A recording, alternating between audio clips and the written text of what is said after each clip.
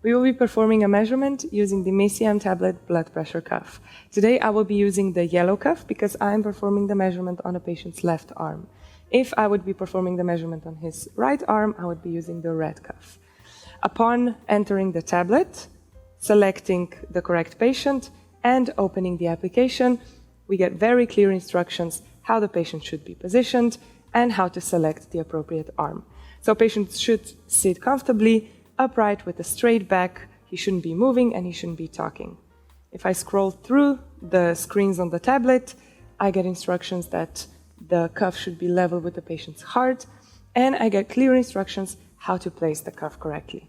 I have to be mindful of this artery mark, which needs to be pointing towards the inside of the elbow.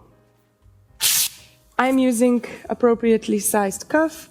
If the patient's arm would be bigger, I could just simply switch to a large sized cuff. The cuff should be pretty tight, but the patient should still feel comfortable. Now that the cuff has been positioned correctly, we can just start the measurement.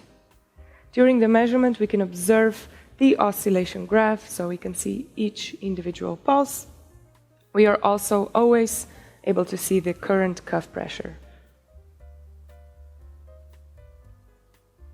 The measurement takes about a minute or so. It all depends on the patient's blood pressure.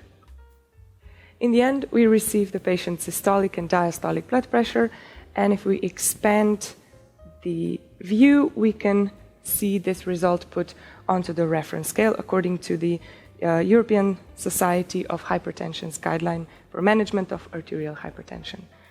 We receive the graph, which corresponds with the color of the cuff that we used, and we can also review the pulse waveforms. The patient's history is automatically seen on the screen as well. I could add any comments, and when I'm done, this measurement is automatically stored into the patient's healthcare record.